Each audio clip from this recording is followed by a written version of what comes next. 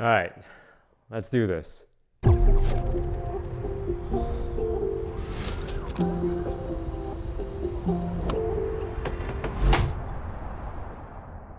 1 year ago, I made the worst financial decision of my life, and I got into esports. I said to myself, Toast, you're gonna do this DSG thing for 2 years.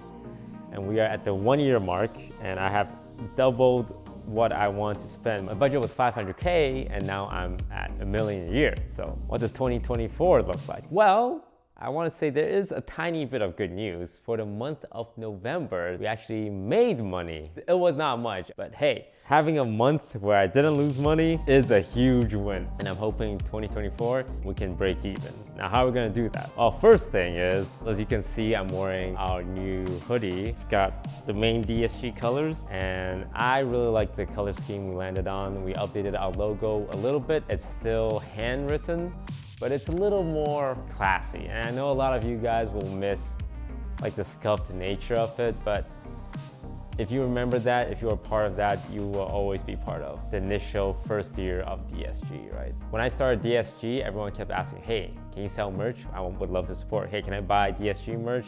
I wanna give you my money. I had the yellow t-shirt with the stick figure drawing, and people were trying to throw money at me just for that. And I appreciate that. That again goes back to how passionate DSG fans are. But I was not comfortable selling any product I myself wasn't excited about. I wanted to make something that I can see myself wearing and I can see other people wearing that will represent the brand or just look nice. And we landed on this hoodie and 3 other pieces. I hope you guys like it. It should be dropping this week. And if you are a Patreon subscriber, you get to buy it 24 hours ahead of time. I'm sure most of you have been following the journey. 1 year ago, I decided to have a esports Valorant team.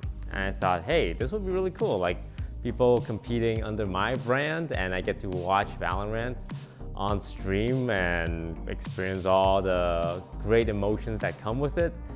Well, turns out it was really expensive, and my initial budget of $500,000 ballooned to about $1 million over the course of the year. And the emotions I experienced doing this, there was a lot of highs. And now Scuba in a 1v1, does he have any idea that there's a man back? Yes! Has no idea!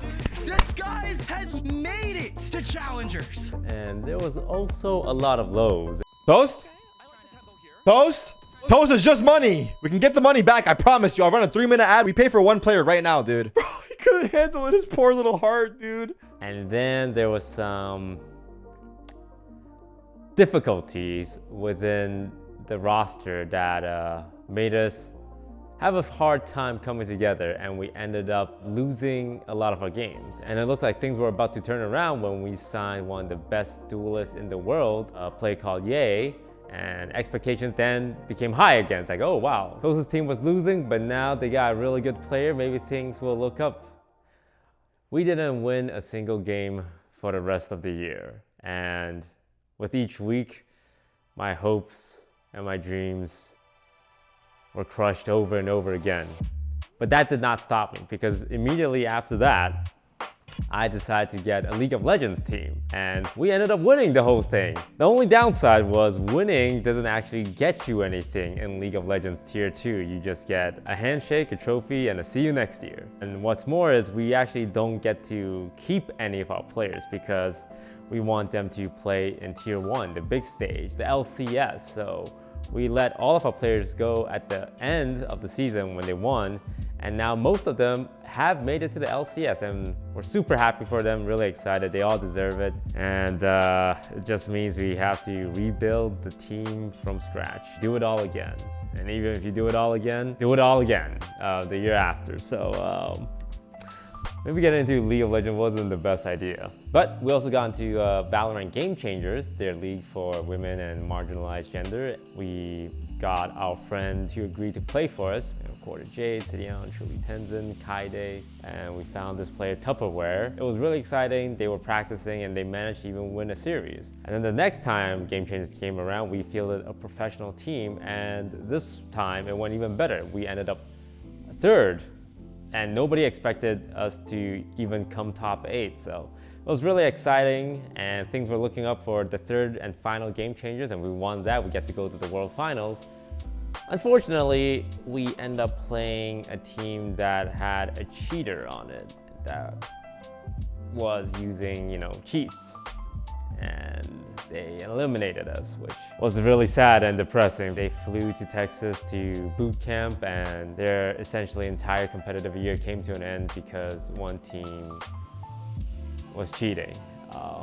And there's nothing we can do about it. There's nothing Riot can do about it. But hey, we also picked up an Apex Legends team, and those guys made it to World Finals and then approached us to represent us because they really liked what we stood for. And I had a great experience watching Apex Legends. They finished on the bottom half, but still, it was a short-term arrangement, and I really want to stay in Apex. So I'm going to do everything in my power to work with EA to continue supporting the Apex Legends scene. I'm going to work with Riot as well. We have some really cool stuff coming for Team DSG. We're gonna have a YouTube channel, Instagram, we're doing TikTok because my 2 interns keep telling me to do TikTok, and I said I don't understand what TikTok is. And the 4 titles we plan to be in next year: Valorant, I know we've been very quiet about it. There's some big announcement coming at the end of the year. Apex, that's another big one. League of Legends, Teamfight Tactics, where we are sending 10 players to represent DSG at the Vegas LAN Open in December. And these 10 players will be announced this week.